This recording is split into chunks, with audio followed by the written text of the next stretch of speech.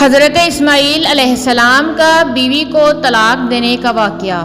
تفسیر مجمع البیان میں ابن عباسی رضی اللہ تعالیٰ عنہ سے مروی ہے کہ جب حضرت ابراہیم علیہ السلام حضرت اسماعیل علیہ السلام اور حضرت ہاجرہ کو مکہ میں چھوڑ کر واپس چلے گئے تو ان کے پاس جرہیم نامی ایک قبیلہ بھی آ کر آباد ہو گیا۔ ایک مدت گزری اور حضرت اسماعیل علیہ السلام نے اسی قبیلہ کی ایک عورت سے شادی کر لی۔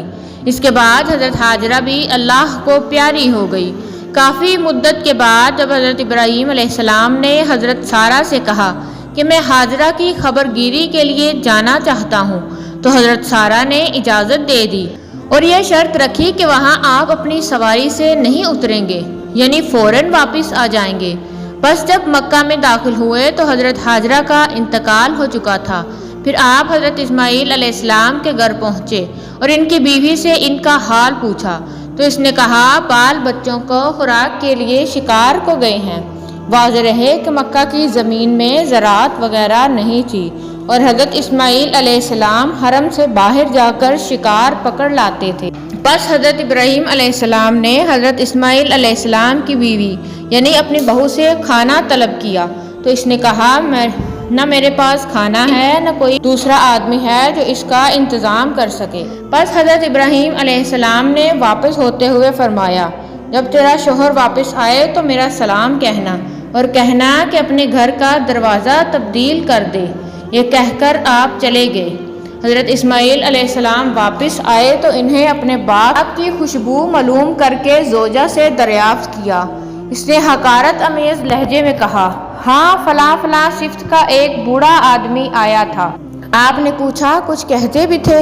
تو عورت نے جواب دیا کہ ہاں وہ کہتے تھے اپنے شوہر کو میرا سلام دے کر کہنا کہ وہ اپنے گھر کا دروازے کو تبدیل کر لے۔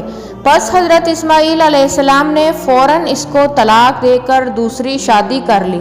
کچھ عرصہ بعد حضرت ابراہیم علیہ السلام نے اپنی زوجہ سارہ سے اسماعیل علیہ السلام کو ملنے کی خواہش ظاہر کی تو انہوں نے اجازت دی۔ پھر وہی شرط لگائی کہ سواری سے آپ نہیں اتریں گے اور فوراً واپس آ جائیں گے۔ بس حضرت ابراہیم علیہ السلام حضرت اسماعیل علیہ السلام کے گھر پہنچے تو اس موجودہ بیوی سے ان کے شوہر کا حال پوچھا۔ اس نے جواب دیا کہ وہ شکار کو گئے ہیں اور جلد ہی واپس آ جائیں گے انشاءاللہ۔ آپ نے کھانا طلب فرمایا تو فوراً دودھ اور گوشت سے ان کی ضیافت کی گئی۔